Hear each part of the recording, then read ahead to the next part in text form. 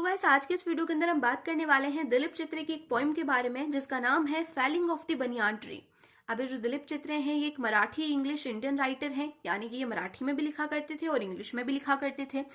और जो दिलीप चित्रे थे वो लिखने के साथ साथ एक अच्छे टीचर थे, एक अच्छे पेंटर थे, एक अच्छे फिल्म मेकर थे, एक अच्छे प्ले राइटर थे। तो बहुत सारी खूबियां थी दिलीप चित्रे के अंदर। और उनकी एक अच्छी खासियत ये थी कि वो हमेशा समाज में जो कुछ भी होता था उसके ऊपर लिखा करते थे, यानी कि जो उनकी राइटिंग्स थी वो टाइम बेस्ड हुआ करती थी। और जो दिलीप चित्रे हैं उन्होंने इस पोइम में बनियान ट्री को एज अ मेटाफर यूज किया है। अब as a metaphor banyan tree कैसे यूज हुआ है वो तो मैं आपको पोइम के एंड में ही बताऊंगी। तो चलिए बिना देरी के शुरू करते हैं हमारी आज के इस पोइम को। तो दिलीप चित्रे बताते हैं कि जो मेरे फादर थे, जो मेरे पिताजी थे, उन्होंने टेनेंट से कहा, यानी कि किराएदारों से कहा कि हमारे घर को खाली कर दो। अब वो जो किराएदार थे वो पहाड़ के ऊपर जो घर बने हुए थे वहां पर रहा करते थे, वो घर भी हमारे ही थे। दिलीप चित्रे बताते हैं कि जो हमारा घर था वो पहाड़ के बीचों बीच था। हमारे घर के चारों तरफ पहाड़ थे, पहाड़ों के ऊपर कुछ घर बने हुए थे और उन घरों में किराएदार रहा करते थे। तो पिताजी ने किराएदारों से कहा कि भाई घर को खाली कर दो, मुझे यहाँ पे कुछ करना है। तो किराएदार एक एक करके घर को खाली कर देते हैं। अब जैसे ही एक एक करके किराएदार घर से जाते हैं वैसे ही जो पिताजी हैं सारे के सारे घरों को तुड़वा देते हैं, सारे के सारे घरों को गिरवा देते हैं, उनको डिमोलिश करवा देते हैं। अब शायद उनका कुछ प्लान रहा होगा, इसी वजह से उन्होंने ये सब किया।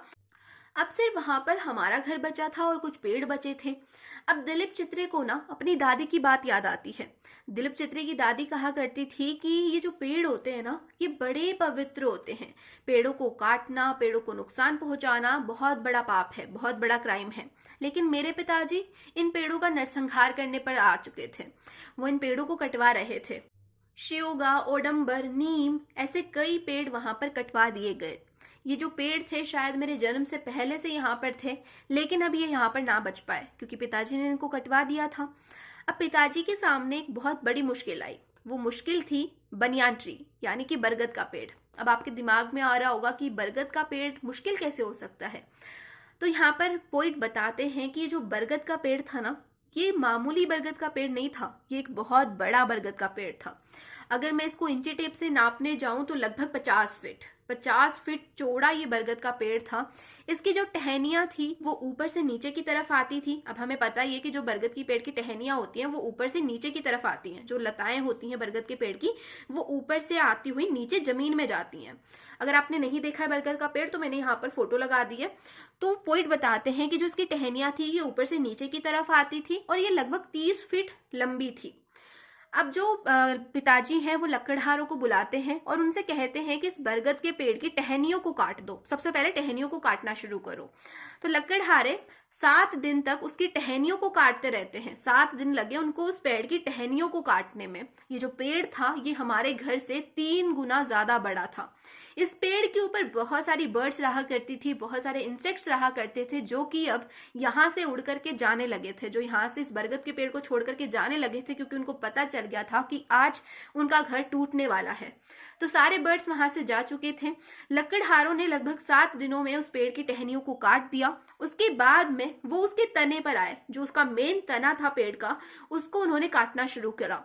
लगभग 50 लकड़हारे दिन रात एक करके अपनी कुल्हाड़ियों को लेकर के उस पेड़ पर वार करते रहे। चौप चौप चौप चौप की आवाज आती रही। ऐसा लगता था मानो कि किसी का मर्डर हो रहा है, और शायद बिल्कुल मर्डर ही हो रहा था उस बरगद के पेड़ का।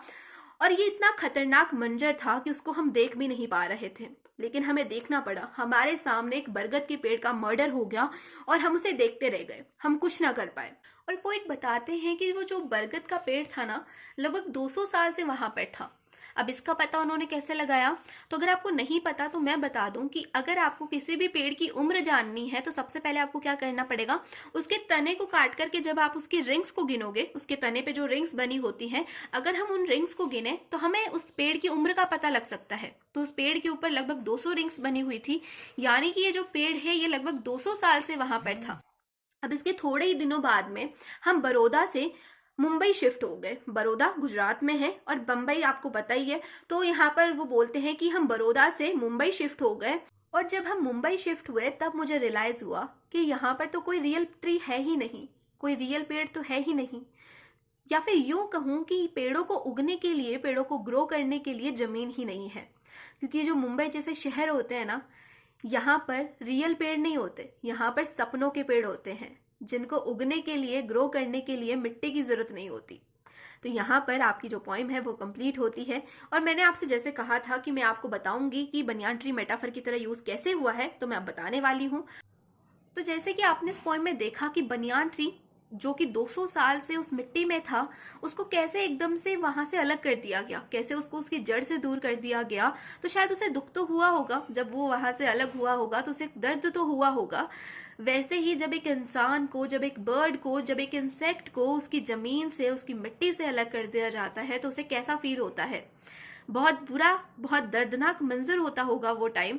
तो यहाँ पर आपको समझ में आया होगा कि बनियान ट्री को जो है एक इंसान से, एक बर्ड से, एक इंसेक्ट से जो है कंपेयर किया गया है। तो होप सो आपको मेरा एक्सप्लेनेशन, मेरी वीडियो अच्छी लगी होगी। अगर आपको ये वीडियो अच्छी लगी है तो वीडियो को लाइक, चैनल को सब्सक्राइब करना बिल्कुल भी मत भूलना और अपने फ्रेंड्स के साथ जरूर से जरूर इस वीडियो को शेयर कर देना।